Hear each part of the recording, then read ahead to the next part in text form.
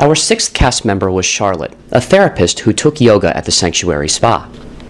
We sat down for an on-camera interview, and I asked her how she felt meeting some of her potential castmates. I'm just meeting a lot of the people here like for the first time, and I'm a little bit conservative and laid back. I don't like go out of my way to put myself like out there. I'm the kind of person that gradually gets to know people, you know, and so I just take my time. Morgana had told Charlotte about the Destiny 5 project, and Charlotte seemed intrigued by the idea of emotionally intelligent programming. Charlotte also told me there might even be some therapeutic value in what I had to offer, and I was looking forward to her opinion. If I ruled the world, according to Charlotte, there would be no war, no hatred, no racism, no poverty. People would treat each other like they were true family members in a functional family. It would be very loving. We would be taking care of the planet, not trashing it. And we wouldn't be exploiting animals. I'm vegetarian, so no one would be eating meat or any animal testing done on animals either. So the planet would be in better shape. We wouldn't be exploiting animals, and there wouldn't be any war. It would be a very peaceful, loving place to eat, where you would be eating vegetables and fruits and maybe even raw vegan. That's how it would be. It would be a new type of serenity for everybody. It would be how things were like many years ago when they were starting out, before things went downhill. I told Charlotte that this online television show was about participants pursuing a 60-day quest. Charlotte's answer was very straightforward and simple, maybe not a lot of high potential for drama, but maybe it was good to have somebody who wanted simplicity and eliminate drama from their life. In 60 days, I would like to work on getting things like majorly decluttered in my house, which has been under renovation due to like a flood about 1.5 years ago. And just to, again, come to like a simplicity with getting rid of things I don't need anymore and just shedding that off and just having some space, feel like I have more space to breathe. At the time we did this interview, I had no idea what I was going to be in for with Charlotte. Her background in therapy and social work would give her a lot of emotional stories to tell, and I had no idea how brave she was about to get in the next couple weeks. But there I go again, getting ahead of myself. Like all the cast members, I put Charlotte through an activity where she had to relive 9 moments of her life. Those 9 moments ranged from some of your first moments in childhood to moments where you've met your deepest fears to some of those moments that were the most meaningful in your life, that were the most emotionally charged, where you really tested yourself. I asked Charlotte to reflect a little bit about what she had gone through that day before this interview. I enjoyed like listening to like everybody talking about the experiences that they had and what was important to them. You know, it's like a bird's eye view, and also I found myself thinking about things that I hadn't thought about for a long time that were important things in my life. Specifically? Everything from like being like 5 years old. I hadn't thought about being 5 years old and I don't know how long, you know, and Stanley having the bigger part of the stick that was broken when we were sharing a stick, you know. I guess that really bothered me, you know, and that moment when I confronted him about it, or, you know, younger moments in my life, like, you know, with Sister Florian, you know, looking out for me and being very kind to me, you know, kind of like a surrogate mother back then. All right, this section is especially difficult for me to talk about. This is the part of the story which I call the dark night. It exposes my fears on many different levels. Oftentimes I ask myself, is this section necessary? Let me take you back to June 25th, 2011. It was the first day of our taping, and I sat alone in that parking lot once again at 10 o'clock, which was our call time. At that moment, it appeared that none of the cast members were going to show up, and I thought back to the film that I shot a couple months prior and really wondered if I was just stupid for trying this. Was I foolish? Were people just laughing at me for trying to create a television show all by myself like this? 4 of the members were scheduled to be there that day. Morgana was already inside, but she wasn't called until another couple weeks.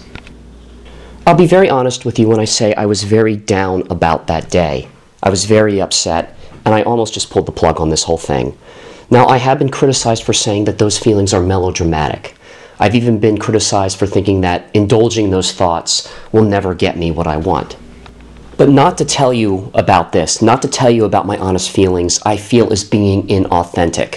When you really want something badly, so badly you can taste it, and you feel so close to it, but for some reason it still seems so far away, I feel not to tell you about that is lying. And really, it made me more passionate about this project. It made me feel deeper about it. I had to come face to face with a thought that was haunting me that day. I had believed that anything you commit to and emotionally commit to and you feel good about it all the time, you should get. And this is what haunted me, because all throughout my childhood, all throughout my teenage years, all throughout my young adulthood, it never occurred to me that I was going to be anything less than a success. It never occurred to me that I was going to be anything less than happy. And I lived that. I was a good person.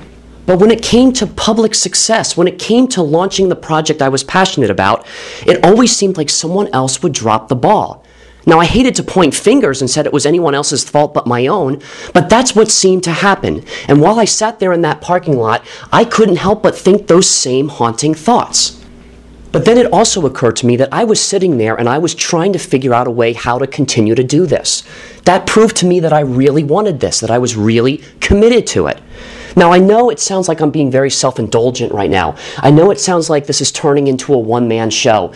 But to tell this story, to tell the story of the entire cast, I have to let you know that it all started out with that one decision I made in that parking lot. And not to tell you about how I felt about that, not to tell you how my heart was breaking, is lying to you.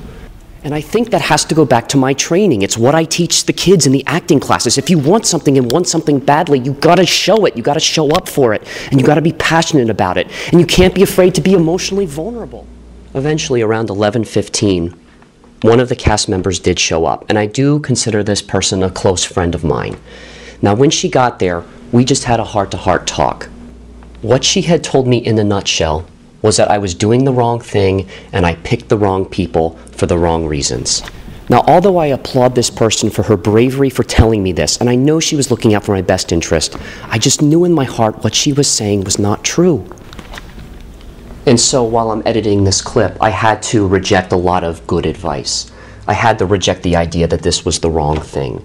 I had to reject the idea that I'm being self-indulgent right now by telling my side of the story. And I had to reject the idea that negative emotions were ultimately your destruction. I do agree if you dwell on them, they will destroy you. But if you can master them, if you can overcome them, if you can manage them, you can create miracles in your life. So I had to take a good hard look at what I was attracting. What was it about this moment that was making me feel this way? I didn't think these feelings were wrong, but they needed to be understood.